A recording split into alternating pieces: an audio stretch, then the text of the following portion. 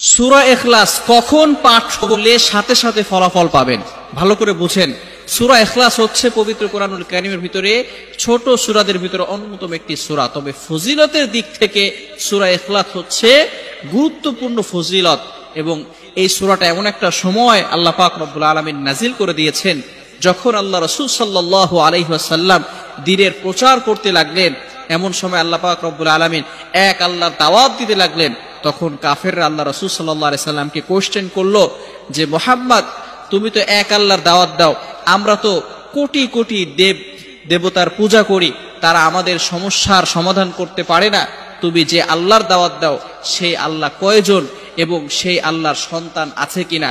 সাথে সাথে আল্লাহ পাক রব্বুল আলামিন এই কাফেরদের প্রশ্নের উত্তরে আল্লাহ রাসূল সাল্লাল্লাহু আলাইহি সাল্লামের কাছে এই সূরাটি নাজিল করলেন। কুল হুয়াল্লাহু আহাদ আল্লাহুস সামাদ লাম ইয়ালিদ ওয়া লাম ইউলাদ ওয়া লাম ইয়াকুল লাহু কুফুয়ান আহাদ। আল্লাহ পাক রব্বুল আলামিন এক, অদ্বিতীয়, এবং আল্লাহ পাক রব্বুল আলামিনের কোনো সন্তান নেই, তিনিও কারো কাছ থেকে জন্মগ্রহণ করেন নাই। আল্লাহ পাক রব্বুল আলামিন তার পরিচয় দিয়েছেন। সুতরাং এই সূরাকে যারা মহব্বত করবে, আল্লাহও তাদেরকে মহব্বত করবে। সূরা ইখলাস হচ্ছে গুরুত্বপূর্ণ একটি সূরা। শুধু তাই নয়, মুসলিম শরীফের 811 নম্বর হাদিসের ভিতরে আসছে, আল্লাহ রাসূল সাল্লাল্লাহু আলাইহি ওয়াসাল্লাম বলে দিয়েছেন, কোরআনের 3 ভাগের 1 ভাগ হচ্ছে সূরা ইখলাস। অর্থাৎ আপনি যদি একবার সূরা ইখলাস পাঠ করেন, কোরআন শরীফের ভিতরে 10 পারা পড়লে যে সওয়াব হয়, সেই সওয়াব আল্লাহ তাআলা আপনার আমলনামায় দান করে দিবেন।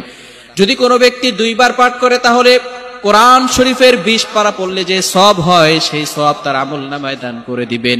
যদি কোনো ব্যক্তি 3 বার সূরা ইখলাস পাঠ করে, আল্লাহ পাক রব্বুল আলামিন তার আমলনামায় 1 খতম কোরআন পড়ার সওয়াব দান করে দিবেন। এজন্য কখনো আমরা এই সূরা ইখলাসের আমলটা ছেড়ে দিব না।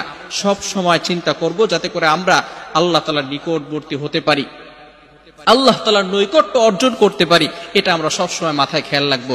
শুধু তাই নয়, হাদিসের ভিতরে আসছে, আল্লাহ রাসূল সাল্লাল্লাহু আলাইহি সাল্লাম বলে দিয়েছেন, যে ব্যক্তি 10 বার সূরা ইখলাস পাঠ করবে, আল্লাহ পাক রব্বুল আলামিন তার জন্য জান্নাতের ভিতরে একটা বালাখানা তৈরি করে দিবে। বলেন সুবহানাল্লাহ।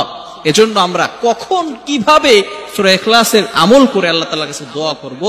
আপনি জুমার দিনে, ভালো করে মনে রাখবেন, জুমার দিনে আপনি যদি আসরের নামাজের পরে এবং মাগরিবের পূর্বে সূরা ইখলাস 10 বার পড়ে দুরূদ শরীফ পড়ে আল্লাহর কাছে দোয়া করেন, আল্লাহ পাক রব্বুল আলামিন সেই দোয়াটা কবুল করে নেবেন। সুতরাং এই আমলটা আমরা কখনো ছাড়বো না। সব সময় চিন্তা করব যাতে করে এই আমলটা পরিপূর্ণভাবে করতে পারি এবং সূরা ইখলাসের প্রতি মহব্বত বাড়াতে পারি। তাহলে আল্লাহ তাআলা আমাদেরকে মহব্বত করবেন। আল্লাহ তাআলা আমাদের সকলকে বুঝার তৌফিক দান করেন। সকলে বলেন আমিন।